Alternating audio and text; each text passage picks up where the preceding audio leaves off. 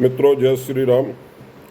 मित्रों, हमने आपको कल एक वीडियो प्रस्तुत किया था जिसमें लड़के लड़कियों की शादी को लेकर वीडियो था। बढ़ती हुई उम्र में बच्चों की शादी की समस्या से संबंधित वीडियो कल हमने आपको दिया था। कुछ और कंसेप्ट अभी इस संबंध में क्लियर करना रह गए हैं, तो उसके संबंध में मैंने सोचा कि एक वीडियो और दिया जाए, तो आज हम इसी पर चर्चा करेंगे। मित्रों, क्या है, पहले के समय में शादियां बहुत सही समय से हो जाया करती थीं, किंतु आज के परिवेश में बच्चों की पढ़ाई लिखाई और उनकी जॉब को लेकर के शादियों में काफ़ी विलम्ब हो रहा है, जिस संबंध में बाद में बच्चे काफ़ी उम्र के हो जाते हैं, मैच्योर हो जाते हैं, उनके अंदर अपने जीवन के बारे में सोचने समझने की शक्ति आ जाती है और वो उस संबंध में माता पिता का निर्णय थोड़ा सा पीछे हो जाता है, जिससे लड़के लड़कियों के विवाह में काफ़ी दिक्कतें आती हैं। तो मित्रों, इसी संबंध में मैं आज हम आज से आपसे इसी संबंध में और चर्चा करने जा रहे हैं कि आपकी कुंडली में ग्रहों का जो संयोजन है वो किस तरह से आपके विवाह को विलम्ब करता है या विवाह हो नहीं पाता है समय से। तो मित्रों, कुंडली में मुख्य रूप से विवाह के लिए 7वां घर माना गया है। 7वें घर को हम सप्तम भाव को हम विवाह के लिए देखते हैं, सप्तम भाव को, और सप्तम भाव में बैठे हुए ग्रह या सप्तम भाव में जो राशि लिखी हुई है उसके ग्रह स्वामी को हम देखते हैं। तो मित्रों, आज हम आपको उदाहरण कुंडली से समझाएंगे, थोड़ा अच्छे से डिटेल में। आप पेन और अपनी एक कॉपी ले लीजिए और उसमें नोट करिए अपने बच्चों की कुंडली को खोल करके, और देखिए कि आपकी बच्चों की कुंडलियों में क्या ग्रहों का संयोजन इस तरह से बैठ रहा है। वैसे तो ये एक सामान्य वीडियो है, बाद में बहुत से हज़ार प्रकार की कुंडली होती हैं और उसमें हज़ारों जो है क्या नाम संयोजन होते हैं, और कुंडली को किसी अच्छे ज्योतिषी को दिखा करके ही पूरा एनालिसिस जब हम करते हैं तभी किसी निर्णय पर पहुंच पाते हैं कि इसमें क्या परेशानी आ रही है। और जब हम उस बीमारी का इलाज ढूंढ लेते हैं, बीमारी को ढूंढ लेते हैं, तो फिर हम इलाज करने की भी जो है कोशिश करते हैं, उपाय करते हैं, तब हमको जा कर के विवाह में सफलता मिलती है। तो मित्रों, जैसे मैं आपको बताऊं कि यदि सप्तमेश मतलब 7वें घर का मालिक यदि 6वें, 8वें और 12वें भाव में चला जाए, मतलब ये त्रिक भाव बोले गए हैं कुंडली के, जैसे मैंने आपको कई बार मैं बता चुका हूँ, आप भी थोड़ा अच्छे से समझ लें कि ये पहला भाव लग्न होता है। पहला भाव ये लग्न है, इसके बाद प्रथम भाव है ये, फिर ये द्वितीय भाव है, ये तृतीय भाव है, ये चतुर्थ भाव है, ये पंचम भाव है, ये षष्ठ भाव है और ये सप्तम भाव है। तो सप्तम भाव में कोई भी राशि लिखी हो, आपको इन राशियों को आपको थोड़ा सा क्रमबद्ध तरीके से याद करना होगा। जैसे 1 नंबर राशि और 8 नंबर राशि, मतलब मेष राशि और वृश्चिक राशि, इसके जो स्वामी ग्रह हैं वो मंगल हैं, और 2 नंबर राशि और 7 नंबर राशि के जो स्वामी ग्रह हैं वो शुक्र हैं, और 3 नंबर राशि और 6 नंबर राशि बुध ग्रह की है, और इसी तरह से 4 नंबर राशि चंद्रमा की है, 5 नंबर राशि सूर्य देव की है, और 9 नंबर राशि और 12 नंबर राशि बृहस्पति देव की है। 10 नंबर राशि और 11 नंबर राशि अगर कुंडली के सप्तम भाव में लिखी हुई है तो उसके मालिक शनि देव होते हैं। तो मित्रों, इस तरह से हमको ये क्रमबद्ध तरीके से इसलिए याद करना जरूरी होगा कि ताकि हम अपनी कुंडली में देख सकें कि हमारे सप्तम भाव में कौन सी राशि बैठी है, बाकी घरों में भी कौन कौन सी राशियां बैठी हैं और उनके स्वामी ग्रह कौन से हैं। तो जैसे ये सप्तम भाव में 1 नंबर राशि लिखी हुई है, ये मैं आपको बता रहा हूँ। तो ये 1 नंबर राशि के स्वामी ग्रह कौन हुए? मंगल। ये मंगल, तो फिर हम देखेंगे कि मंगल कहाँ पर बैठे हुए हैं इस कुंडली में। अब मंगल को हम देखेंगे, ढूंढेंगे इस कुंडली में, तो मंगल जो है हमारी इस कुंडली में जो बैठे हुए हैं वो 12वें भाव में बैठे हुए हैं और 6 नंबर राशि में बैठे हुए हैं। कल मैंने आपको कुछ बंधक राशियाँ भी बताई थी जो विवाह में प्रतिबंध डालती हैं।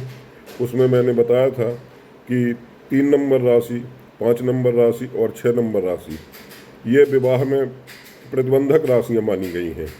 और इसी में सप्तम भाव के जो सप्तमेश हैं, मंगल देव हैं, वो इसी राशि में बैठे हुए हैं 6 नंबर में। तो ये शुरू से ही मतलब ऐसे आसार नज़र आने लगे कि इस कुंडली में काफ़ी परेशानी होगी, यानी इसके जातक के विवाह में काफ़ी दिक्कतें आने वाली हैं। अब हम और संयोजन देखेंगे।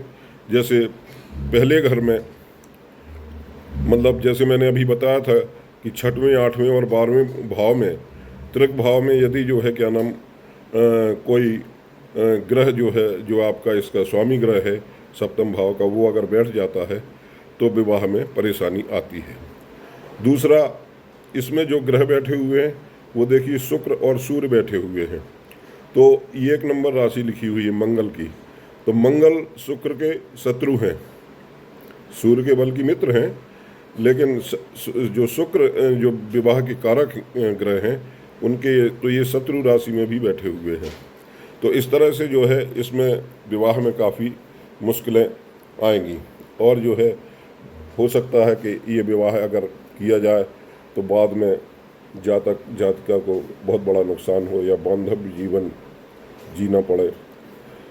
तो सप्तमेश को हम देखते हैं कि सप्तमेश जो है बलवान है कुंडली में यदि, तो अच्छी बात है।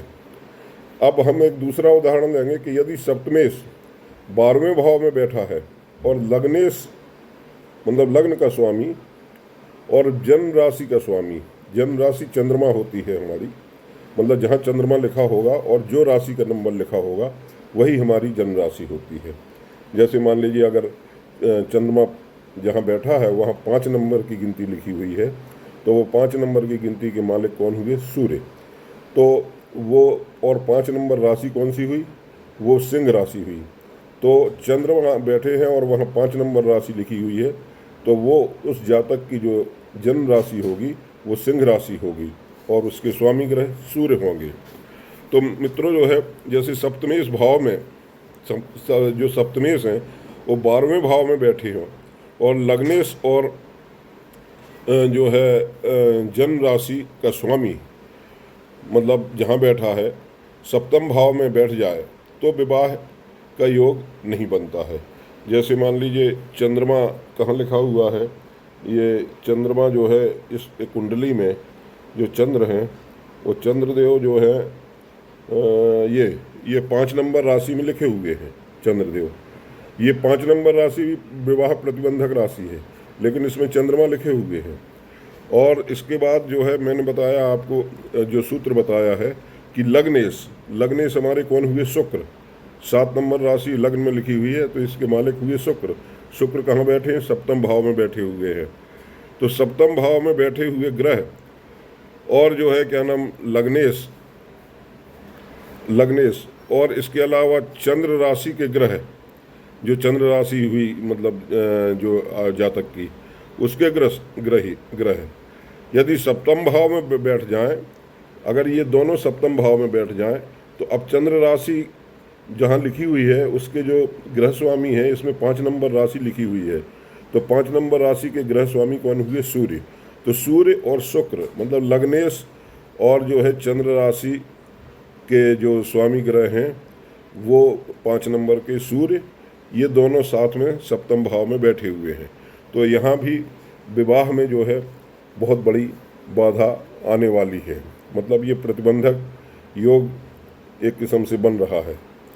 इसके अलावा एक तीसरा आप सूत्र लिख सकते हैं, सप्तमेश को हम लेके चलेंगे। सप्तमेश क्योंकि सप्तम भाव और सप्तमेश ये हमारे मुख्य हैं विवाह के लिए।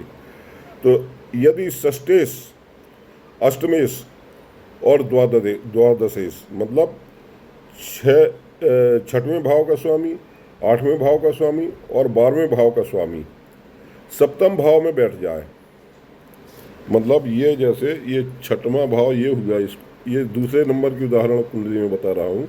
छठवें भाव में कौन सी राशि लिखी हुई है? 12 नंबर, यानी इसके जो स्वामी हुए वो हुए बृहस्पति। छठवां भाव, आठवां भाव, आठवें भाव में राशि लिखी हुई है 2 नंबर, यानी इसके स्वामी हुए शुक्रदेव। और आठवां भाव वो 12वां भाव, 12वां भाव में राशि लिखी हुई है 6 नंबर, मतलब 6 नंबर यानी कि ये कन्या राशि। तो इनके स्वामी कन्या राशि के स्वामी होते हैं बुध। तो अब देखिए कि ये लग्नेश हुए शुक्र, तो 7 नंबर राशि लिखी हुई है। तो जो शुक्र जो है वो सप्तम भाव में बैठे हुए हैं, और साथ में जो ये 6 नंबर राशि यहाँ पर पड़ी हुई है 12वें भाव में, इसके स्वामी बुध दोनों युति में सप्तम भाव में बैठे हुए हैं। तो इस तरह से ये भी जो है त्रिक भाव में बैठने के कारण, मतलब जो सप्तम भाव में ग्रह बैठा है वो त्रिक भाव का स्वामी होने के कारण जो है विवाह में काफ़ी बड़ी बाधा उत्पन्न होगी, और या तो बहुत लेट शादी होगी इस जातक की, या फिर उसको बहुत आगे वैवाहिक जीवन में भी समस्याएं खड़ी होंगी। इसके बाद मित्रों चौथा सूत्र आप नोट करें।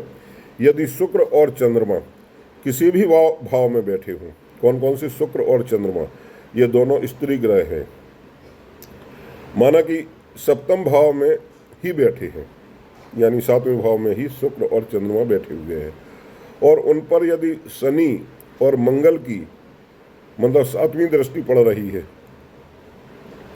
तो विवाह या तो होगा ही नहीं, और यदि होगा तो बहुत परेशानी आएगी, क्योंकि ये शनि और मंगल की जो युति है ये बहुत खराब युति मानी गई है। ये इसके लिए मैं आपको एक उदाहरण कुंडली दिखाता हूँ, जो है जैसे ये है, ये आपके शनि और मंगल ये लग्न में बैठे हुए हैं, लग्न भाव में शनि और मंगल बैठे हुए हैं 7 नंबर राशि में, और 7 नंबर राशि के जो स्वामी ग्रह हैं शुक्र, वो सप्तम भाव में बैठे हुए हैं, और साथ में चंद्रमा भी बैठे हुए हैं। तो ये शुक्र और चंद्रमा को ये लग्न में बैठे हुए ये शनि और मंगल क्रूर ग्रह हैं, जो वो इन पापी ग्रह हैं, वो इनको सीधी दृष्टि से सप्तम दृष्टि से देख रहे हैं। तो इस कुंडली में भी विवाह की बहुत बड़ी समस्या उत्पन्न होगी जातक को।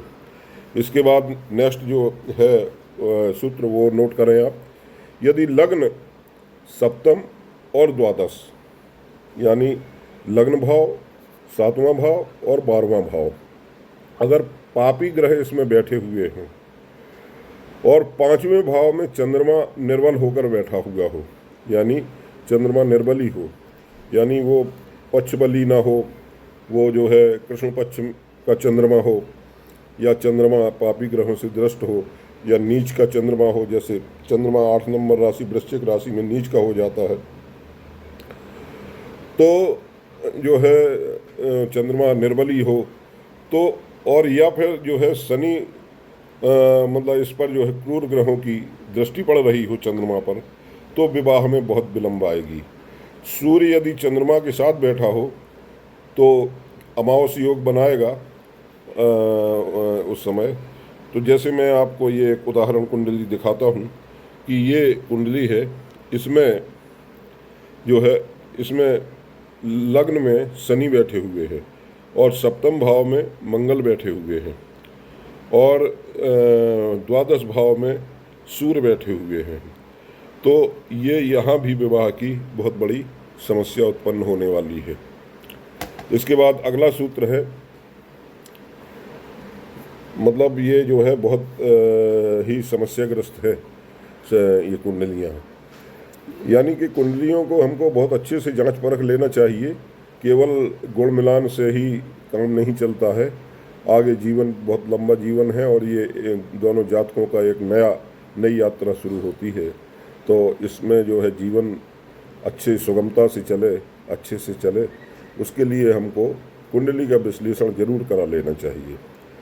मित्रों, अब अगला सूत्र है कि यदि 7वें और 12वें भाव में, 7वां भाव यानी वही सप्तम भाव विवाह का भाव, और 12वां भाव यानी द्वादश भाव में दो पापी ग्रह यदि बैठ जाएं, जैसे 7वें भाव में सूर्य मंगल बैठे हों और 12वें भाव में राहु और शनि बैठ जाएं, पापी ग्रह, और 5वें भाव में चंद्रमा बैठा हुआ हो, तो भी जो है क्या नाम विवाह में बहुत दिक्कत आएगी। जैसे ये कुंडली है, इसमें चंद्रमा जो है बैठा हुआ है 5वें भाव में, और 7वें भाव में मंगल बैठा हुआ है, और ये 12 भाव में सूर्य बैठा हुआ है, तो ये इस विवाह में भी बहुत दिक्कत आएगी।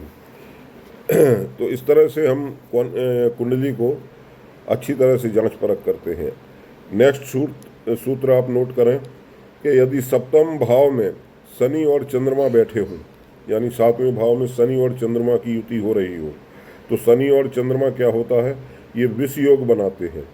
तो इसमें बहुत बड़ी परेशानी आएगी। या तो जो पति पत्नी होंगे विवाह के बाद किसी एक को बहुत ही क्रोनिक डिसीज हो जाएगी, या बहुत ही मतलब कष्टमय किसी एक का जीवन होगा, क्योंकि ये विष योग यहाँ पर निर्मित करते हैं 7वें भाव में। और यदि अगर ये दोनों शनि और चंद्रमा यदि शत्रु राशि में बैठे तो फिर ये प्रबल दोष बन जाएगा। मित्रों, अगला सूत्र है शुक्र और बुध 7वें भाव में बैठे हों, तो ये क्या है, ये लक्ष्मी नारायण योग बनाते हैं। शुक्र बुध के साथ लक्ष्मी नारायण योग बनाता है। और सूर्य राहु केतु, ये जो पापी ग्रह हैं, इनकी जो है दृष्टि अगर 7वें भाव पर पड़ रही हो तो ये समझिए कि विवाह या तो होगा ही नहीं। और यदि शुभ ग्रहों की दृष्टि पड़े तो जो है जैसे गुरु या गुरु गोचर में आए और 7वें भाव में हो तो विवाह होगा, लेकिन बहुत विलंब से होगा। इस तरह से मित्रों हम जो है कुंडली को अच्छी तरह से जांचते हैं। अब 7वें भाव में अगर 7वें घर में कई ग्रह बैठ जाएं, जैसे मान लीजिए ये है, इसमें सूर्य भी बैठ जाए और शुक्र भी बैठ जाए और इसके अलावा मंगल भी बैठ जाए, राहु केतु में से कोई बैठ जाए, अगर कई ग्रह बैठे हों तो भी विवाह में बहुत परेशानी का सामना करना होगा। मतलब जो है इसमें यदि जातक लड़का है तो उसको पत्नी के सुख में प्राप्त नहीं होगा, और अगर पत्नी की लड़की की कुंडली है और तो पति का सुख उसको जीवन में नहीं मिल पाएगा। अगर लग्न में जो है यदि जो है केतु जैसे ग्रह जो है बैठे हुए हैं लग्न में या 7वें भाव में, यानी लग्न में शुक्र बैठा हुआ हो, या मतलब जो है क्या नाम किसी भी राशि में बैठा हो, तो स्त्री सुख में कमी करेगा वो, क्योंकि ये केतु जो है ये डिटैचमेंट का ग्रह है, ये अलग करता है। इसके अतिरिक्त आप नेक्स्ट सूत्र को नोट करेंगे कि शुक्र और मंगल यदि जो है 5वें 7वें और 9वें भाव में बैठे हुए हों, यानी यदि शुक्र और मंगल को हम यहाँ 5वें भाव में बैठे हों और 7वें भाव में बैठे हों और 9वें भाव में बैठे हों शुक्र और मंगल, तो ये भी बहुत बड़ी बाधा उत्पन्न करेंगे, क्योंकि ये जो है इनके साथ मंगल है, वो मंगल पापी ग्रह है। तो होगा क्या कि जो है क्या नाम कोई ना कोई हानि होगी या शारीरिक तकलीफ जीवन में बनी रहेगी, क्योंकि 5वां भाव हमारा पुत्र से संबंधित है, 7वां भाव हमारा वैवाहिक जीवन से संबंधित है, और 9वां भाव हमारा भाग्य का है।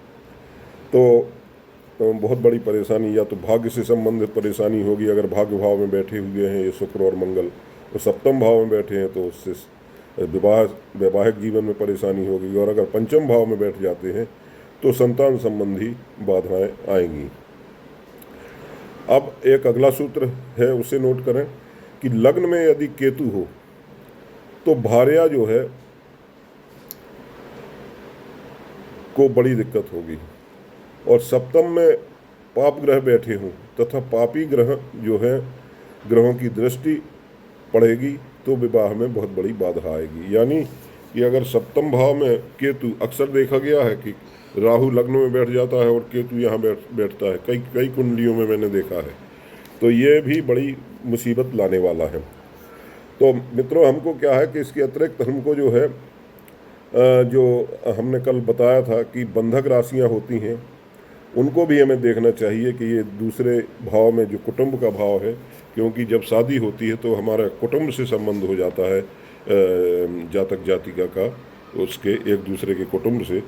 तो ये दूसरे भाव और सातवें भाव में यदि बंधक राशियां हैं, मैंने कल बताया था कि बंधक राशियां जो है 3 नंबर राशि मिथुन राशि, 5 नंबर राशि सिंह राशि और 6 नंबर राशि यदि लिखी हो, दूसरे भाव में लिखी हो या सातवें भाव में लिखी हो, तो भी बड़ी समस्या वैवाहिक जीवन के बाद आएगी। या अर्धबंधक राशियां लिखी हों, अर्धबंधक राशियां उतनी परेशानी नहीं देती हैं लेकिन विलंब जरूर कराती हैं। और इसके अलावा हम लग्न के साथ साथ नवांश कुंडली को भी देखेंगे कि नवांश कुंडली में भी अगर इसी तरह की स्थिति है, अगर नवांश कुंडली में थोड़ी स्थिति सुधर गई है तो हो सकता है कि विवाह में उतनी दिक्कत ना आए, लेकिन विलंब जरूर होगा पापी ग्रहों के कारण। इसके अलावा जो है पापी ग्रहों की दृष्टि को भी देखेंगे, और जो है इस नक्षत्रों को भी हमें देखना होगा। नक्षत्र मैंने कल बताया था कि अगर आपके सप्तम भाव के स्वामी के और लग्न के स्वामी के अगर जो है वो नक्षत्र जो है उग्र नक्षत्र हैं या तीक्ष्ण नक्षत्र हैं, या एक दूसरे का नक्षत्र परिवर्तन हो रहा है लग्न कुंडली में या नवांश कुंडली में, तो भी विवाह में प्रतिबंधक दोष बनता है। मतलब इस तरह से हजारों योग होते हैं अलग अलग स्थितियों में, कई कुंडलियों में अलग अलग बनते हैं। तो मूल नियम ये हुआ कि बंधक राशियां क्या है कि वो अल्प सुख देती हैं, ये अल्प सुख मिलता है वैवाहिक जीवन में। और जो है यानी पति हो या पत्नी हो तो सुख का या पुत्र से भी संबंधित कम सुख मिल पाता है। यानी हो सकता है दूर दूर हो जाए या अलग हो जाए, या बेटा है तो वो कहीं बाहर पढ़ने चला गया और साथ में नहीं रह रहा, इस तरह से भी दिक्कतें हैं। इसमें प्रमुख रूप से जो भूमिका होती है विलंब कराने में, शादी किसी की भी शादी के लिए विलंब के कारण मुख्य रूप से शनिदेव होते हैं। इस बात को बिल्कुल दिमाग में बिठा लीजिए। तो शनिदेव यदि सप्तम भाव में बैठे हैं या लग्न से देख रहे हैं या अपनी तीसरी, सातवीं या 10वीं दृष्टि से अगर देख रहे हैं, तो जो है फिर आपको यही मान के चलना पड़ेगा कि अब ईश्वर आपकी मदद करे, क्योंकि ईश्वर से बड़ा कोई नहीं है। इन सब ग्रहों के ऊपर ईश्वर ही है। इसके अलावा मित्रों जो है सूर्य और जो है शनि,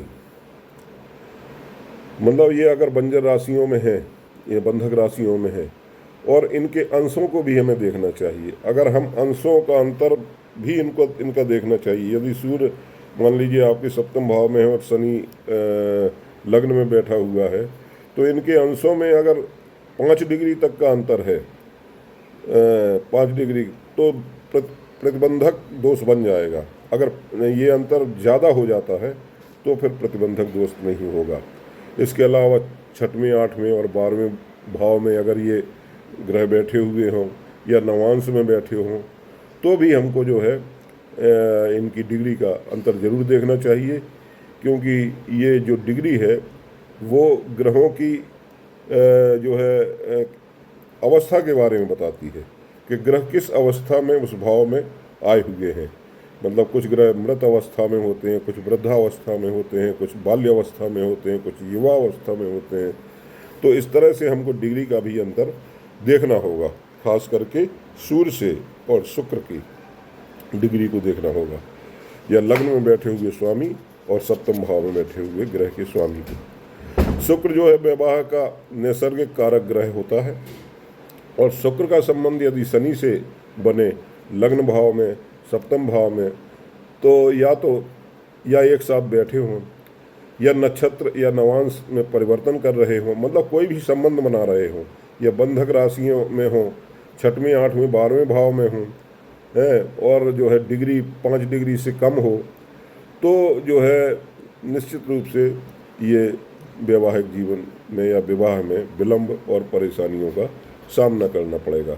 शुक्र यदि नीच राशि का हो, यानी नीच राशि में बैठा हुआ हो, या अस्त हो, या 6वें, 8वें, 12वें भाव में हो, तो भी विवाह में प्रतिबंधक दोष बनाएगा। शुक्र के शत्रु जो हैं सूर्य और चंद्र हैं, तो शुक्र का संबंध यदि सूर्य और चंद्र से संबंध यदि लग्न कुंडली में और सप्तम के लग्न में या सप्तम में बनाते हैं, और यदि पाप कर्तरी दोष भी बनता है, कल मैंने समझाया था कि पाप कर्तरी दोष जहाँ पर ग्रह बैठा हुआ है, मान लीजिए शुक्र यहाँ बैठा हुआ है, तो इससे पहले भाव में अगर पापी ग्रह बैठे हुए हैं, क्रूर ग्रह बैठे हुए हैं, और इसके अगले भाव में यदि पापी ग्रह और क्रूर ग्रह बैठे हुए हैं, तो यहाँ पाप कर्तरी दोष बना देंगे। तो पाप कर्तरी दोष में यदि आपका शुभ ग्रह विवाह का नैसर्गिक ग्रह यदि घिर गया है, तो फिर विवाह में बड़ी परेशानी आने वाली है। तो मित्रों, इस तरह से हम जो है बहुत से बिंदुओं को देखते हैं। चंद्र और मंगल को भी देखते हैं। चंद्र पर मंगल का प्रभाव और शुक्र पर शनि का प्रभाव जो है यदि होता है, तो समझ लीजिए कि कुंवारापन ही झेलना पड़ेगा जीवन में। तो ये जो है मैंने मूल जो है आपको ग्रहों के बारे में बताया, राशियों के बारे में बताया, और विवाह से संबंधित जो परेशानियां या वैवाहिक जीवन में जो परेशानियां हों उनके बारे में बताया। इन सब चीज़ों को हमें पहले से ही बच्चों की कुंडलियों में देख कर रखना चाहिए, ताकि हम कुछ उपाय कर सकें, और या हमको ये इस चीज़ का आभास हो कि जब हम कुंडली मिलान करें दोनों की, तो उसमें थोड़ा मेल मिलापट के साथ साथ इन ग्रहों की भी स्थिति को हम देख लें, ताकि उनके जीवन में कोई कठिनाई और परेशानी ना आए। तो मित्रों, आज इस विषय पर यहीं तक मैं चर्चा को समाप्त करता हूं। आप मेरी चैनल को सब्सक्राइब जरूर करें और जो है मुझे प्रोत्साहित करें। नमस्कार, जय श्री राम।